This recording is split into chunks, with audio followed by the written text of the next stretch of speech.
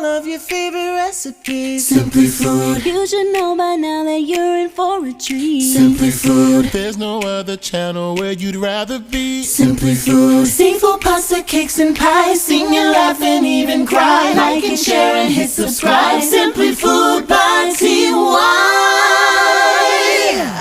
Hey, what's up, y'all? It's your boy Simply Food by TY, and today I'm going to be showing you guys how to whip up some old nasty, you hear me? Oh, get you drunk real quick apple pie moonshine.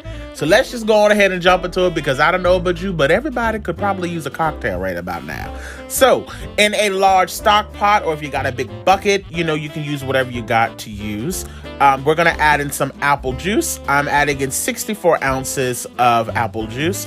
Now, I would suggest, if I were you, start off with all of the best products you can possibly find. So whatever your favorite and best brand of apple juice is, that's what you should use. The same thing with the apple cider. The longer this sits, you know, the more infused it's going to be. So you want to make sure that you're starting off with really great products. I love Country Acres premium apple cider, so that's what I'm going to be using. If you are blessed enough to be living next to an apple orchard, or if you have access to fresh apple cider, by all means, you can absolutely use that as well. If you're going to be using the apple cider that you find in stores, I would just suggest that once you pour about half of the gallon in, just go ahead and give it a good shake so that you can make sure that you're getting all that stuff at the bottom of the jar. I just called it the jar. Once you get, look, y'all know what the hell I'm trying to say. You want to get all the stuff out the damn container, okay? Now look, now we're going to go ahead and add in the cinnamon.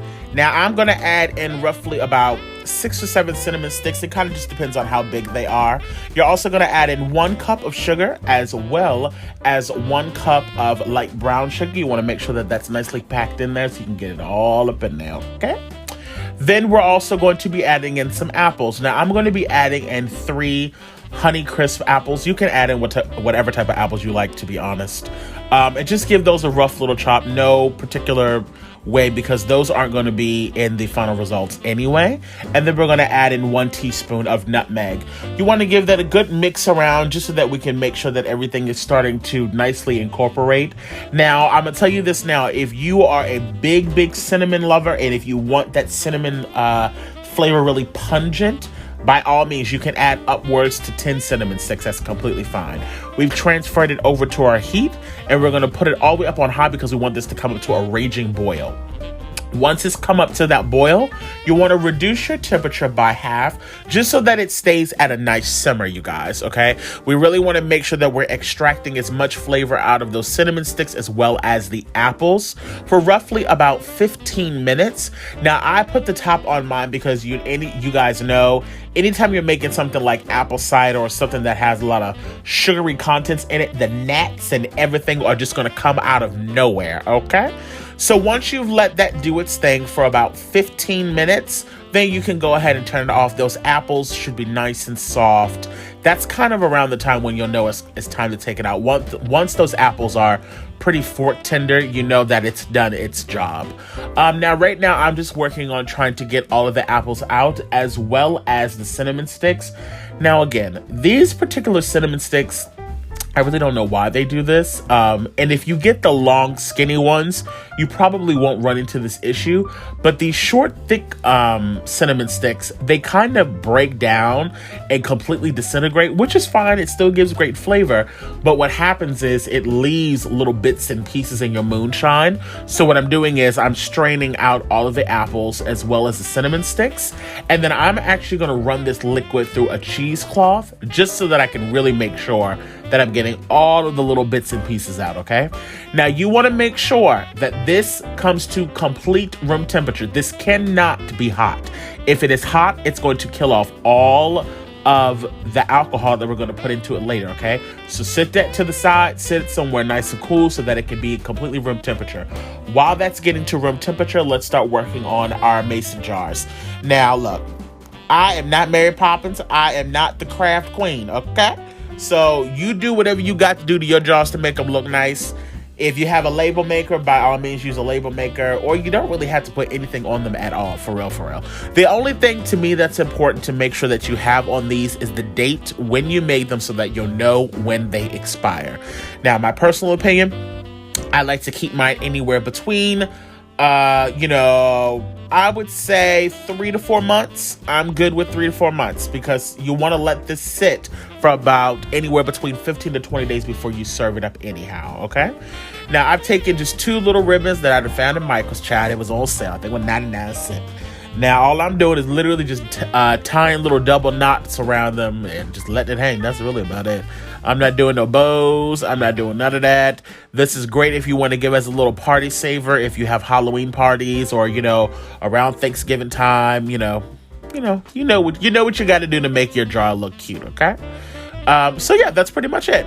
Also, as a reminder, anytime you're using mason jars, please make sure that you guys are fully washing them prior to you putting anything inside of them, okay? They are very, very, very dirty, so make sure you're cleaning them. So now that it's completely cooled, okay? Now that it's completely cooled, we're going to add in some Sailor Jerry spice rum. Good God almighty, I think the wind just got knocked out of my breath. I don't know what just happened to me, child. I think I'm so excited about tasting this moonshine a little bit later on. I ain't gonna lie to you. We're gonna add in 750 milliliters. Yes, 750 milliliters of vanilla vodka. Put the whole damn bottle in there, okay? I mean the whole bottle. Look how I just got excited, dumped it in there. You can put whatever type of vodka you want, but that's just what I like. And then, just to get even crazier, we're going to add in 750 milliliters of Everclear. And as you saw, that's 151 proof. So pour the whole damn bottle in there as well. Why not? And if you want yours stronger, add in 2 bottles of Everclear. Me personally, I don't want it to burn the hair off of my chest and burn my esophagus. So I like this balance just the way it is.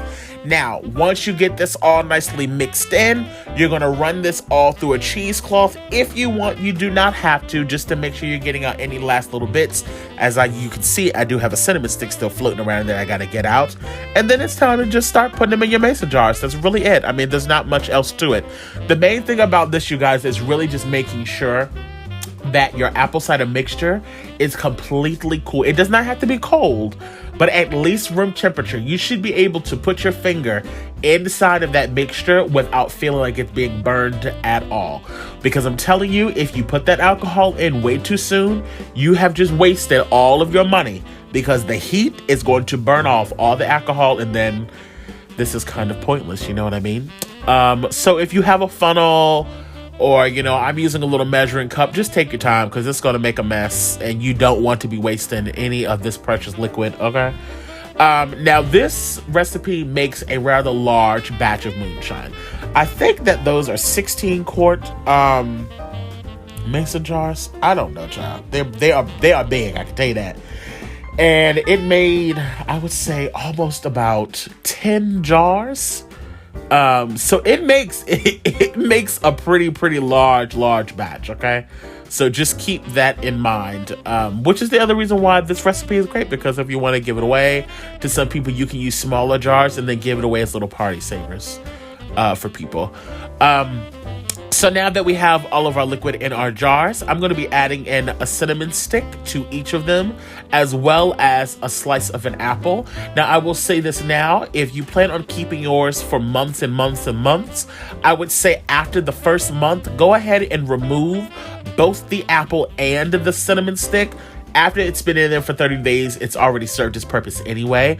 And the reason why I would say remove it after 30 days is because you don't want it to just completely disintegrate and fall apart inside of your moonshine, because then it'll feel like you're chewing on something when you're drinking your drink, and you don't want that, you know what I mean?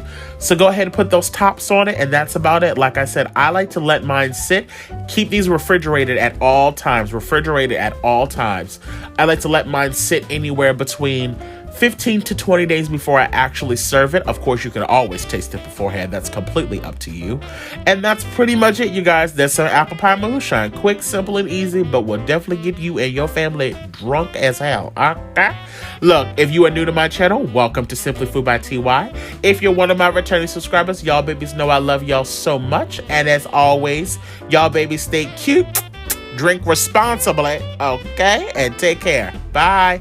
Slaying in the kitchen. Simply Food by TY. We hope that you enjoyed it. Simply Food by TY. If you haven't took the time, make sure you subscribe. Thanks for watching. Thanks for watching. Thanks for watching Simply Food.